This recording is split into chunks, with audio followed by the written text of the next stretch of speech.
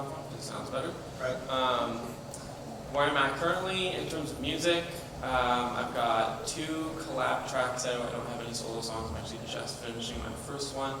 Out on Spotify, Apple Music, I use DistroKid, one of the distribution services you mentioned, which is fantastic.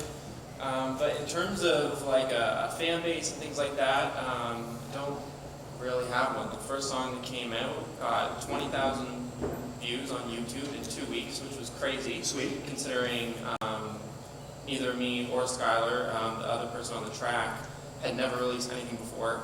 So we're like, that was great. Then I started school, didn't do any music. A year later, dropped a song last month. It's maybe broke 2K a week ago. So it was like, one song did really great, the other song not so much, but in terms of getting it out there and getting people to see it, I'm not really sure exactly what that should look like. So one thing too is like, don't get too hung up on your numbers up front. I think that's the other thing too is like, similar to like Instagram followers and all that, like the streaming numbers are great and they're great to like high five about, but don't get down that it's only broken 2K. Like, dude, that 2,000, like that's been listened to 2,000 times.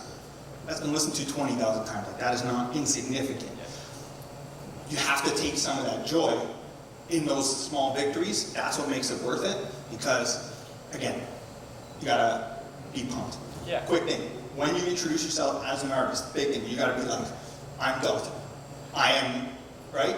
Yeah. So like an important thing, like obviously, you know, when you introduced yourself to me by the bar, that was a lot more like, I'm Dalton, how you doing? Like, I'm here.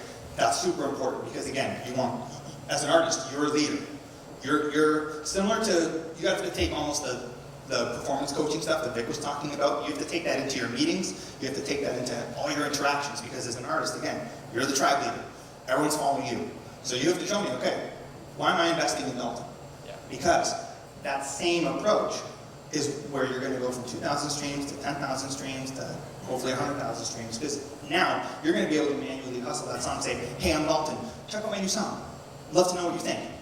And when you can hit them with that level of like enthusiasm, they're like, wow, this guy, okay, he's passionate about what it is. So bring that same level of enthusiasm you brought to me one-to-one. When you have opportunities like this, bring that same level of enthusiasm. So what do you think is what do you say is your biggest obstacle right now that you're facing, or where do you get stuck? I think it's, what is the right step? You know, like, we can all record and have a finished song, like you had mentioned earlier, you get a song and then it's, you know, you distribute it, it's on Spotify, it's Apple Music, great, it's there, but how am I getting people listening to it? How many contacts in your phone do you have, you think? 100? Sweet. Have you texted every single one of those people? Definitely not. Right. Now, you need to message every single human, and like when you buy coffee, you need to tell every single person who you are and that you have a song out that they can listen to. You will get rejected a lot, but the point is, you gotta swing, you got to try those at-bats. Now, how to not do this? Do not spam people and say, hey, check out my song. No. You have to be like, hey Susan, how you doing? How's your day? How are the kids? By the way, I just released a new single. Please let me know what you think. I'm figuring this out, and I'm early in it, but I would love to get your feedback. Let me know what you think.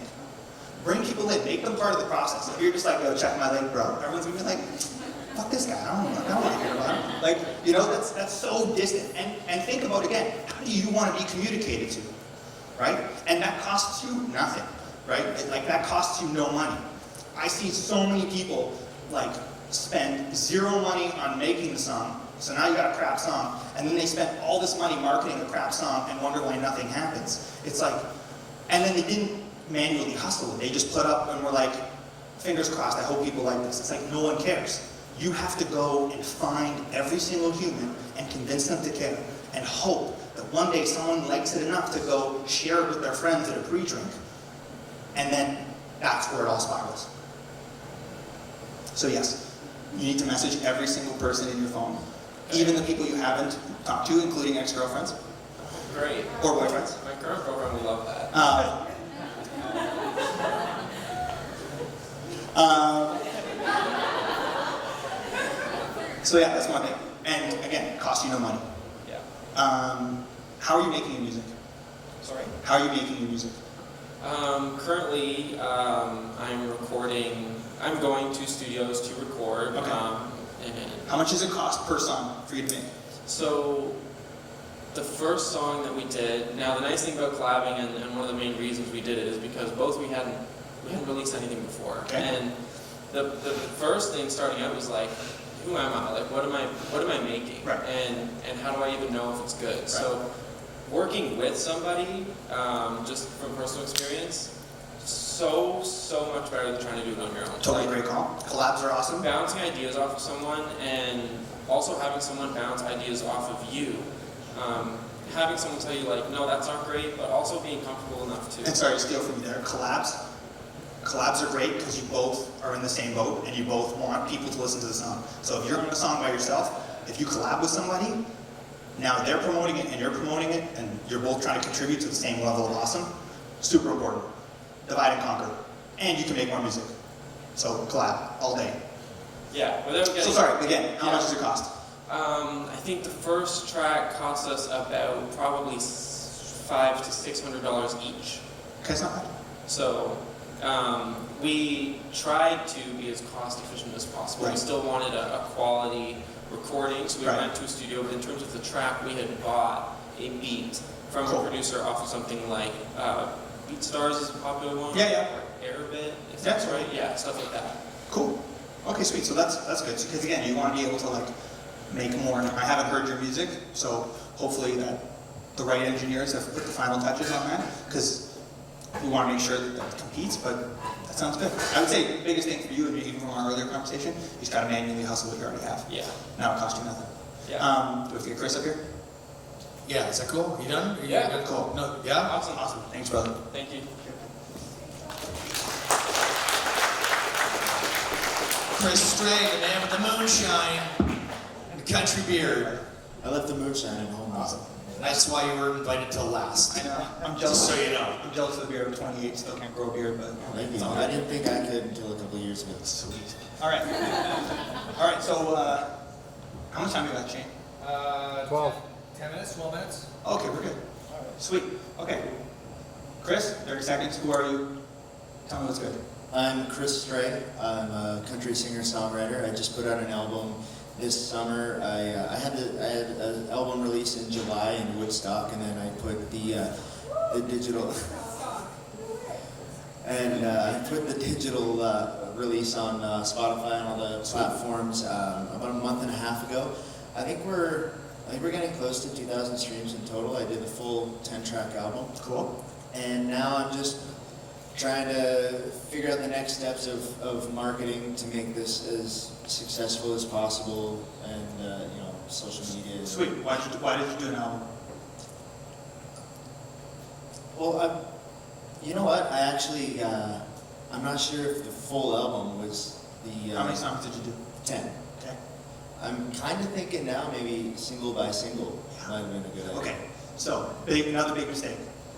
You want to make a quantity of songs, but you do not want to release them all at once. Because again, nobody cares. So, think about how commercial albums are released right now, right? Like even look at like big albums like Beyonce's Lemonade or things like that. Like things with all the money in the world still take a ton of marketing power for people to care long term. The way you're going to be able to compete is you have to segment your content to as many small little bits as possible to burn throughout as long as you can. So 10 songs, you can put out a song every 6 weeks now, and that'll last you like over a year.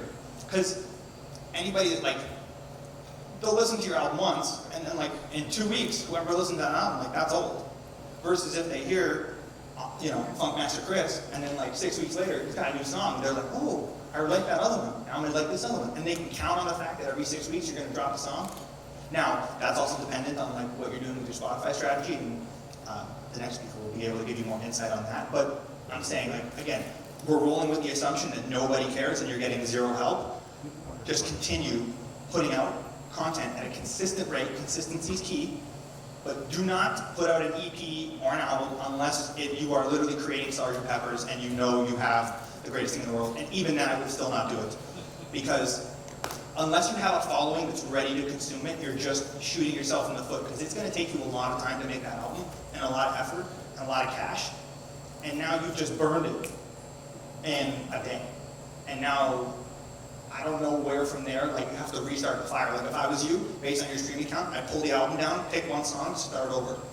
Put one song out, and push that one song. Because you didn't get enough streams for anybody for it to be, you know, to cannibalize it. Anybody that's got the album feels like they're in on the ground floor. You can be like, okay guys, listen, like I need your help. I'm trying to push this. So they're like, oh, I got an exclusive copy.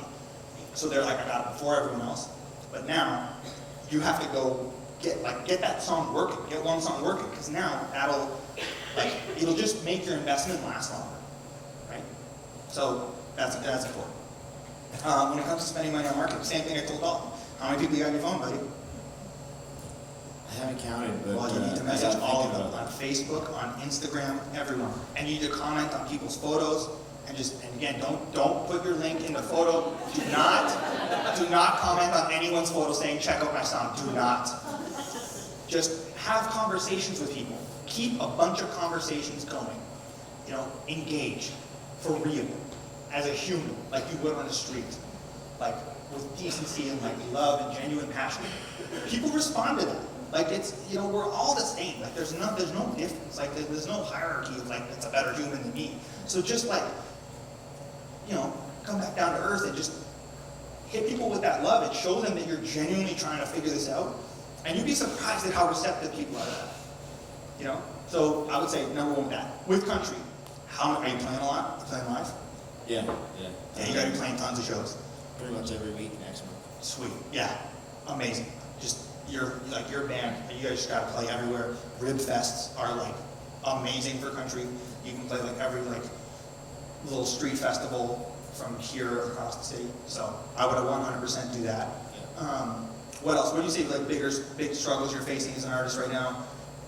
Anything I've said that Pretty much finding the original showcases. I get a lot of like the full night pub gigs and stuff For like sure. that, which have been great. I kind of treat it like the radio. The originals are like Totally. commercials, and then I play the hits of Right. product. And that's been going well. But Right. finding original Right. showcases. because nobody cares about your originals. Right. So here's how you get people to care. No, this is the great thing. By the way, I don't say any of this to be rude. It's like I'm just saying this because I want you to win. So you got to get people to care now. So what we're going to do is you're going to take that. You're going to find. I would say pick whichever song you think is the winner right now on your album. Put that out right now. Pull the other 9, and now go find people who think that you're the man with that song, and go and. There's the beautiful thing about country in Canada right now. It's the fastest growing genre. I think it's like 25% year over year. Like country festivals are exploding. The vibe's right. Everyone's down for it. So it's a really good low barrier to entry genre when it comes to trying to acquire fans. And especially if you go outside of Toronto, I would say I would spend time in Calgary. And the beautiful thing is you don't have to go to some of these places to engage with those people. Like you can again find people on Instagram. Go to one thing you can do is go to Thomas Rhett's profile, go see people who comment on Thomas Rhett, because if they're commenting, that means they give a shit. Click on them and go comment on their stuff. Again, don't post your song link, just comment, engage.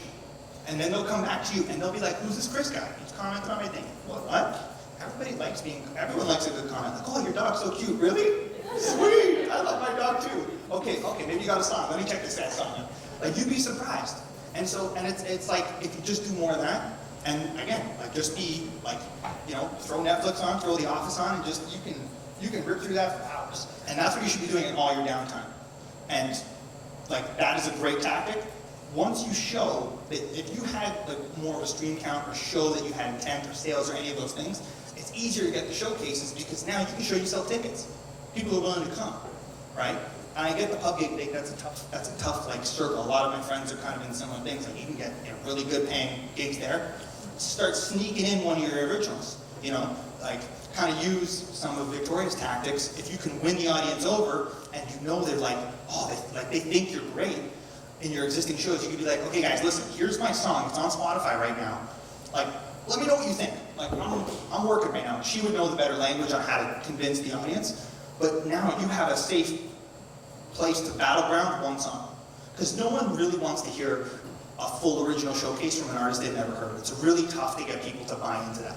You know, people want things that they already know. They want to consume something that they've already known. They've had a tough day at work, they battle traffic, they're paying $20 for parking here in Toronto. They're like, just give me something, right? Give me something I know. So you gotta be able to hit them with that. If you can bring them over with the covers, you sneak one original in, you make sure everybody there hits up Spotify or whatever service they're using, hit you up on Instagram after, let you know, engage with all those people. And it's a slow process. Like, none of this is quick. But for everyone I've seen who's employed these tactics for a year and has been disciplined, I have never seen anybody lose. The only time I see people lose is when they give up because they're not seeing results 3 weeks in. Because again, nobody cares. So 3 weeks in, nobody cares. 3 months in, nobody cares. 6 months, maybe a couple people. Okay, but still nobody cares. And you just gotta keep going. You gotta keep going. Staying in the race is the most important thing. This is a marathon. There are no Usain Bolts here. You have to stay in the race. The only way to win is you have to stay in the race. So that's why, like, don't put out an album because now you're running a sprint. You've put pressure on having 10 songs perform versus 1. Now you can stay in the race. But okay, the song's doing well. Maybe I'm going to keep riding it. I see the streams tapering off. Okay, I'm going to put another song out. Now, people who are fans of that, they got something new. They're entertained. You have to keep people in your ecosystem. Super important. All right, so can we put our hands together for Gabe Gallucci and show that we care here? Gabe and I are selling tickets for our golf venue that will be happening, we talked about in the spring. I'm not playing in his foursome though, because I'm not listening to that for 18 holes. Yeah, sorry. Oh my God. Wealth of knowledge. If you go to my website, my email's there. Feel free. If you have any questions, do not hesitate to reach out. I'm always down to help artists. I want artists to win. Like, it's important. I want artists to have this as their job. This is important. So shout out to CJ for doing this. This is really cool. And thanks, guys. All right, thanks to Chris and Dalton as well, coming up on stage. Chris, see you, man. I don't want a microphone, just shake your hand.